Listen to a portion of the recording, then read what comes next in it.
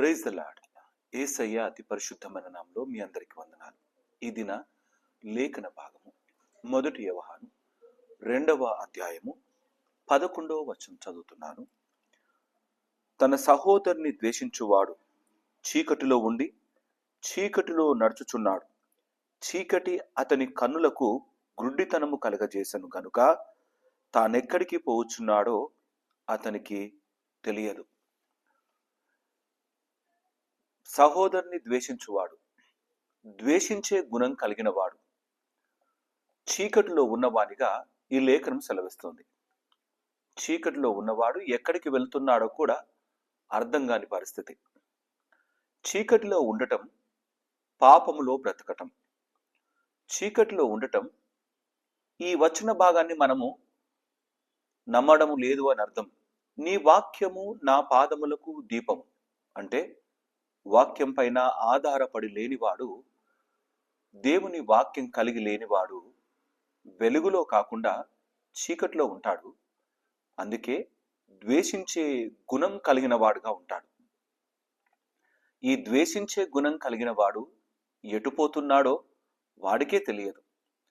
అట్టి భయంకరమైన పరిస్థితుల గుండా కొనసాగే వారు అనేకులు ఉన్నారు. లాభాపేక్ష ఉన్నప్పుడే ప్రేమించే మనుషులు కొందరైతే, సందర్భాన్ని బట్టి ప్రేమించే మనుషులు కొందరైతే, ఏ లాభము లేకపోయినా ఏ నష్టము లేకపోయినా సరే ద్వేషించే మనుషులు కూడా ఉన్నారు. వారికి ఏ లాభము రాదు కానీ ద్వేషిస్తారు. అట్టి ద్వేషము కలిగిన వారిలో దేవుని ప్రేమ, దేవుని వాక్యము వారిలో లేనేలేదు. వారిలో అసలు లేనేలేదు. వెలిగించిన దీపము దీపస్తంభం పైన పెడతారు. ఆ దీపస్తంభం పైన పెట్టిన ఆ దీపము అనేకులకు వెలుగునిచ్చేదిగా ఉంటుంది.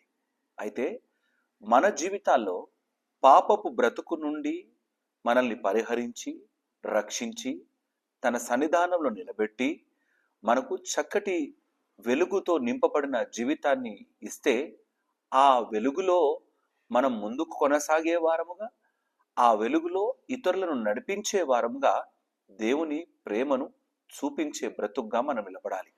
కానీ ద్వేషించే వారముగా మారుతున్నాము అనంటే మనలో రాను రాను దేవుని మాటలపైన నమ్మకం, విశ్వాసం తగ్గిపోతుందని అర్థం. అట్టి విశ్వాసం తగ్గిపోయిన వాడు వెలుగులో ఏమాత్రము ఉండడు, చీకటిలోకి జారిపోతాడు. చీకటిలోకి జారిపోయిన వాడు ద్వేషించడం మొదలు పెడతాడు. ఈ ద్వేషించేవాడు చివరికి తన బ్రతుకునే తను ద్వేషించుకునే స్థితికి వచ్చేస్తాడు. నమ్మకమైన ప్రేమ యేసయ్య ప్రేమ. కలువరి సిలువలోని ఆ ప్రేమను ఆయన మన కొరకై చూపించి నిలబెట్టి నడిపిస్తున్నాడు.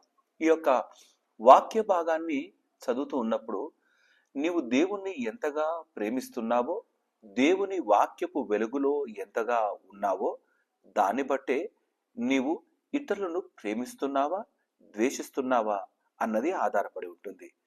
మనల్ని ప్రేమించిన దేవుడు మనలో ఏ గొప్పతనము లేనేలేదు. అయినా మనల్ని ఆయన ఎంతగానో ప్రేమించినాడు. మనలో పాపమున్నది, మనం శాపముతో నింపబడ్డ వారము. అయినా సరే వాటి నుండి విడుదల కలిగించడానికి ఆ ప్రేమామయుడు మన కొరకు పరమును విడిచి ఈ భూమికి తెంచినాడు. ఇప్పుడు మన ప్రయాణం ఏ విధంగా ఉన్నది? వెలుగులోన, చీకటిలోన? వెలుగులో ఉంటే ప్రేమిస్తాం, ఇతరులను ఆదరిస్తాం, కష్టకాలంలో వారి ప్రక్కన నిలబడతాం. కానీ మనం ఒకవేళ చీకటిలో ఉంటే ద్వేషించే వారముగా, ఇతరులను అకారణంగా వారిపైన మనము పగపట్టిన వారముగా అయిపోతాం. ద్వేషించే పని అపవాది పని, ప్రేమించే పని యేసయ్య మనకు నేర్పినది. ఆయన సిలువలో ప్రేమించిన ఆ ప్రేమ మనం కూడా ఇతరులకు చూపిస్తూ ముందుకు కొనసాగడానికి నమ్మకంగా నిలబడదాం. ఒక వ్యక్తి వచ్చి ముఖ్యమైన ఆజ్ఞ ఏంటి అని అడిగితే, దేవుణ్ణి పూర్ణ బలముతో, పూర్ణాత్మతో ఆయన ఆరాధించాలి అని చెబుతూనే మరొక ఆజ్ఞ, 2వ ఆజ్ఞ అన్నాడు, నిన్ను వలెని పొరుగువాన్ని ప్రేమించు అన్నాడు. ఈ ప్రేమ క్రైస్తవ ప్రేమ. ఈ ప్రేమ స్వార్థము లేకుండా ప్రేమించే ప్రేమ. అట్టి నమ్మకమైన ప్రేమ కలిగిన బ్రతుకులో మనం కొనసాగుదాం. మన సహవాసంలో చుట్టూ ఉన్నవారిని ప్రేమించే వారముగా ఉందాం. నీకున్న హంగు ఆర్భాటాలను బట్టి, నువ్వు ఉన్నత స్థితిలో ఉన్నదాన్ని బట్టి ఎదురుగా ఉన్నవారిని తక్కువ చేసే వారంగా కాకుండా, యేసయ్య నీకే ప్రేమను పంచాడో ఆ ప్రేమను ఇతరులకు పంచుతూ వెలుగు నింపబడ్డ వారముగా, మనము చీకటి సంబంధులము కాకుండా యేసయ్య కొరకు బ్రతికే వారంగా ఉందాం.